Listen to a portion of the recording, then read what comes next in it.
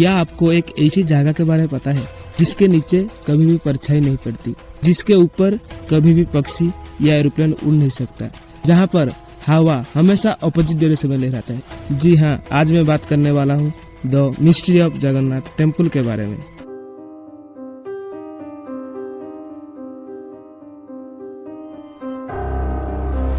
1174 BC में ओडिशा के शासक राजा अनंत भीमदेव ने इस मंदिर को रिवोल्यूशन किया था। सत्य युग में इस मंदिर को राजा इंद्रद्युम्न ने बनवाया था। समय समय पर इस मंदिर का रिवोल्यूशन किया जाता है। इस मंदिर का प्रमाण महाभारत के वन पर्व से मिलता है। यह भारत का सबसे भव्य और ऊंचा मंदिर है। यह मंदिर 4 लाख वर्ग फुट के क्षेत्र में फैला हुआ है। इस मंदिर की ऊंचाई 214 मतलब 214 जो कि 214 फीट है। ये तो रही जानकारी कुछ मंदिर के बारे में और मंदिर के हिस्ट्री के बारे में, लेकिन अभी मैं बात करने वाला हूँ the mystery of Jagannath temple के बारे में। सबसे पहला मिस्ट्री ये है कि हवा के विपरीत दिशा में लहराता है ध्वज। श्री जगन्नाथ मंदिर के ऊपर स्थापित ध्वज सदैव हवा के विपरीत दिशा में लहराता है। प्रतिदिन मंदिर के ऊपर स्थापित ध्वज को मानव द्वारा उल्टा चढ़कर बदला जाता है। ध्वज भी इतना भव्य है कि जब यह लहराता है तो इसे सब देखते ही रह जाते हैं। दूसरा मिस्ट्री ये है कि गुम्बद की छाया कभी नहीं बनती। मंदिर के पास खड़े रहकर इसका गुम्बद को देख पाना असंभव है। मुख्य गुम्बद की छाया दिन के किसी भी समय पर अदृश्य ही रहती है। तीसरा मिस्ट्री ये है कि चमत्कारी सुदर्शन चक्र।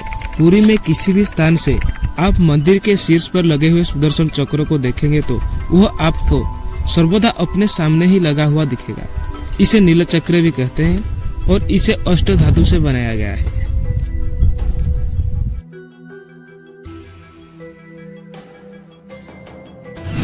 चौथा मिस्ट्री ये है कि हवा की दिशा।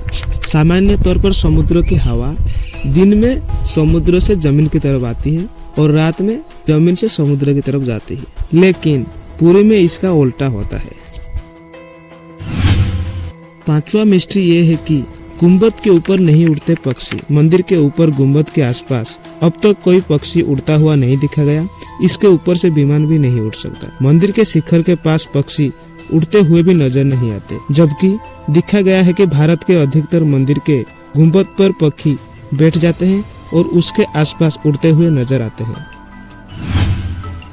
छठा मिस्ट्री ये है कि अजब तरीके से पकता है चावल। मंदिर के रसोई में प्रसाद पकाने के लिए 7 बर्तन एक दूसरे के ऊपर रखे जाते हैं और सब कुछ लकड़ी पर पकाया जाता है। इस प्रक्रिया में शीर्ष बर्तन में सामग्री पहले पकती है और फिर क्रमशः नीचे की तरफ एक बाद एक पकती जाती है, अर्थात सबसे ऊपर रखे हुए बर्तन का खाना पहले पक जाता है। और एक बात मैं बताना चाहता हूँ इस रसोई के बारे में। दुनिया की सबसे बड़ा रसोई घर 500 रसोइया और 300 सहयोगियों के साथ बनाते हैं भगवान श्री जगन्नाथ जी के प्रसाद। लगभग 20 लाख भक्त यहाँ पर भोजन ग्रहण कर सकते हैं। मंदिर के अंदर पकाने के लिए भोजन की मात्रा पूरे वर्ष के लिए रहती है। प्रसाद की एक भी मात्रा कभी भी व्यर्थ नहीं जाती। कहा जा 7वां मिस्ट्री ये है कि समुद्र की ध्वनि। मंदिर के सिंह द्वार पे पहला कदम प्रवेश करते ही आप सागर के द्वारा निर्मित किए गए किसी भी ध्वनि को सुन नहीं सकते। अगर आप एक भी कदम बाहर निकालेंगे तब आप समुद्र के ध्वनि को स्पष्ट रूप से सुन सकते हैं। इसे शाम के समय स्पष्ट रूप से अनुभव किया जा सकता है।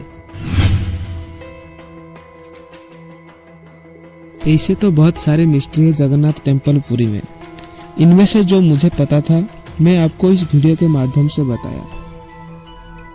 लास्ट में ये बोलूंगा, जय जगन्नाथ।